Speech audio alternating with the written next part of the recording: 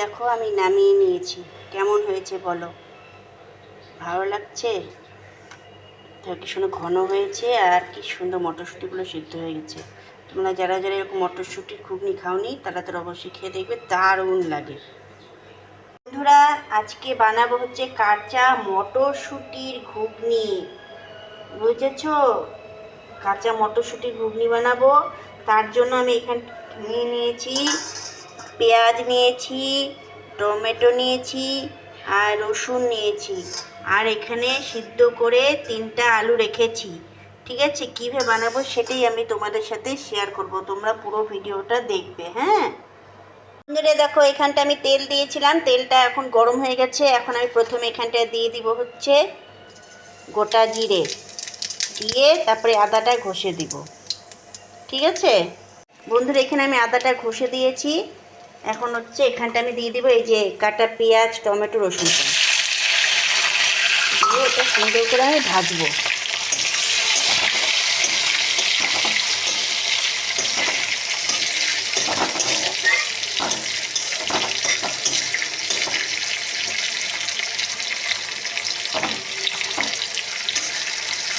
রান্না করতে করতে শেষ হয়ে যাবে।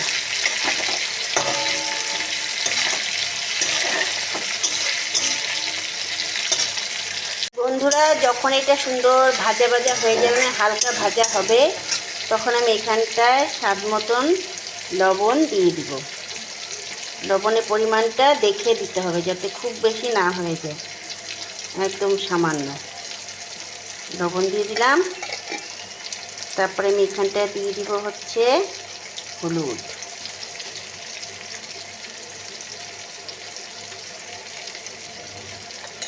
ঠিক আছে, লবণ আর হলুদটা দিয়ে এটা এখন সুন্দর করে নাড়িয়ে নেব।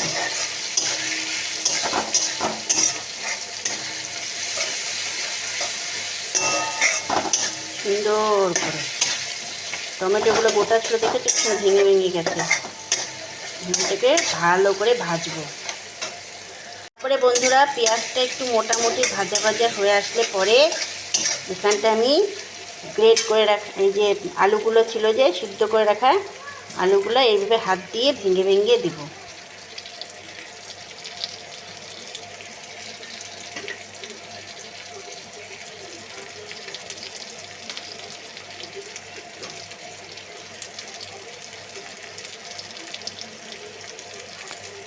তারপরে এটাকে সব কিছু পেঁয়াজ, টমেটো সব কিছুর সঙ্গে সুন্দর করে ভাজা ভাজা করে নিতে হবে।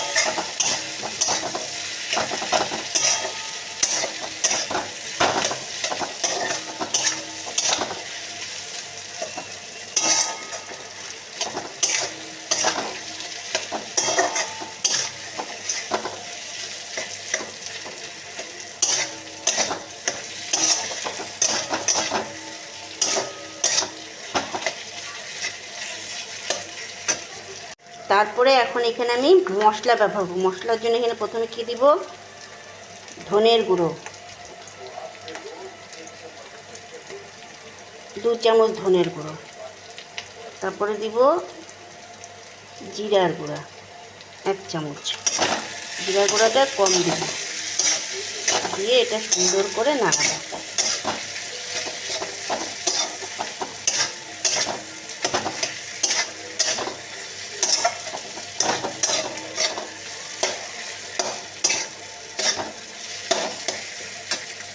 তারপরে এখানটা আমি দিয়ে দিচ্ছি কাশ্মীরি রেড চিলি পাউডার আর হচ্ছে এটা হচ্ছে চানা মশলা। ঠিক আছে, দিয়ে এখন সুন্দর করে এটাকে আরও কষাবো।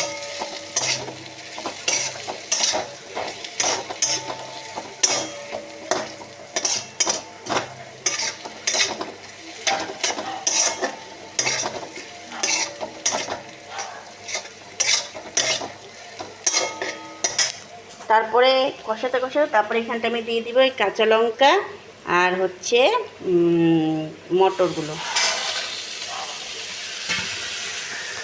দিয়ে এখন এটা সব কিছু সঙ্গে মিশিয়ে সুন্দর করে কষাবো।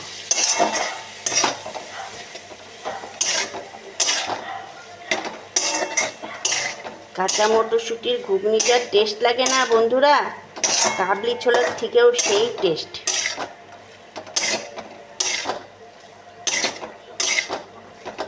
ভালো করে কষাবো, এখন যতক্ষণ ভাজা ভাজা হচ্ছে। তারপরে মশলাগুলো লেগে গেছে। আমি কী করবো জানো, যাতে মশলাগুলো একটু ভাজা ভাজা হয়, একটু সেই জন্য আমি এখানটা একটু হালকা জল দেবো, বেশি না কিন্তু হালকা একদম, যাতে মশলাটা লেগে গেছে কড়াইয়ের মধ্যে সেটা সুন্দর করে ভাজা ভাজা হয়।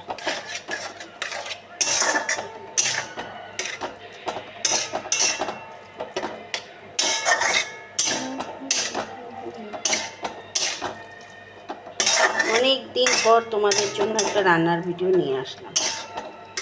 ভাবি যে দিব কিন্তু কী রান্নার ভিডিও দেবো এটি চিন্তা করতে পারি না। আর একটু জল দেব যাতে গ্রেভিটা ভালো আসে। এটা এখন একটু ভাজা ভাজা করে মাখা মাখা হবে, এটা টানা টানা হবে, তারপরে আমি এটাকে জল দেব।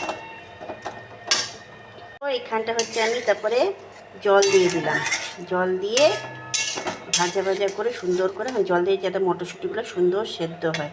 তারপরে এখানটা কী করবো বলো তো, এখানটা হচ্ছে আমি এটা দিয়ে ঢাকা দিয়ে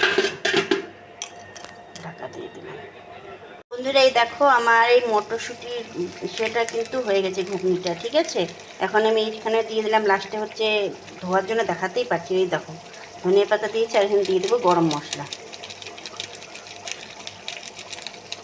দিয়ে এখন এটাকে একটু নাড়িয়ে নামিয়ে ফেলবো। এটা কি সুন্দর হয়েছে ঘন, এত ধোয়া না বন্ধুরা, মানে